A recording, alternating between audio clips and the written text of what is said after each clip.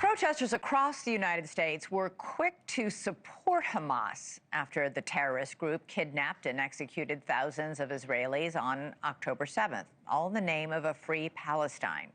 So where are those protesters now that Iranians are being murdered by their own government as they push for a free Iran?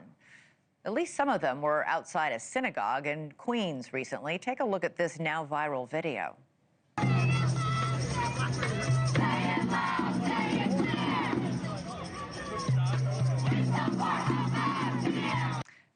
The video might be shocking, except that the scenes are actually horribly common. Protesters, in this case, in this video, chanting their support of Hamas. We are Hamas, they're chanting.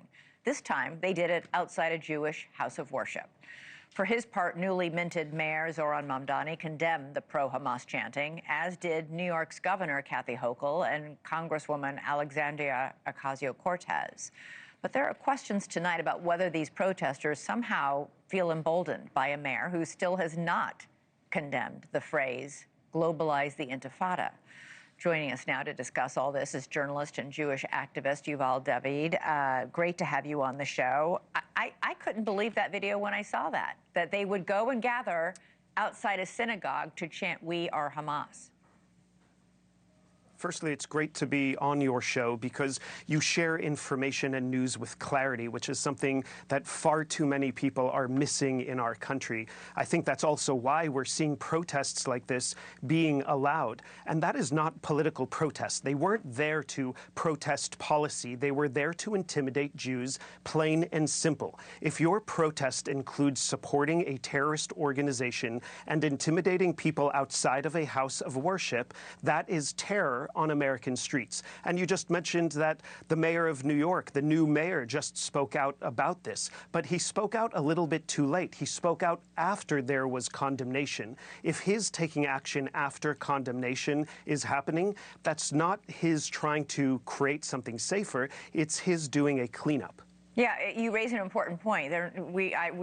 Our studio is just down the block from the United Nations. We have a lot of protests in this neighborhood because there are a lot of national buildings, countries with embassies or offices. These folks aren't outside the United Nations or some embassy. They're outside a synagogue chanting, "We are Hamas," for what reason, I don't know.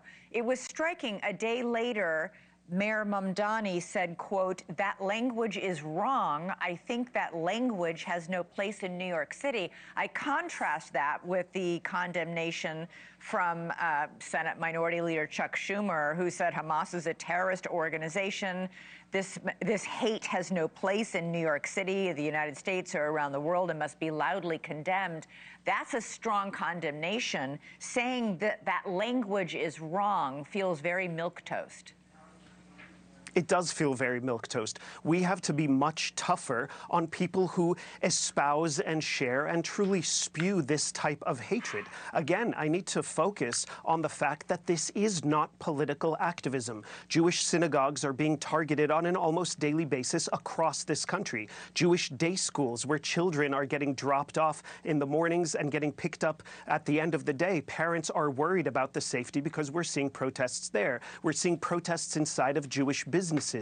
Attacking Jews and calling it anti-Israel or anti-Zionist activism is totally false. It's putting on a false mask. It is attacking Jews, plain and simple. That's what anti-Semitism is. Anti-Semitism, people are trying to define what it really means these days and focusing on the IHRA definition or who's defining it. Well, you know how I define it? Anti-Semitism is the discomfort with a Jew being happy, alive, or safe just about anywhere. These anti-Semites massed outside of a synagogue, intimidating people, and by saying, "We are Hamas," that's basically threatening that they can also go in and attack this synagogue. That's what it means. Now, if this was happening outside of a black neighborhood, a black business, or a black church, and people were spewing solidarity with the KKK, it would be immediately condemned. We need to recognize that attacks on Jews are attacks on America.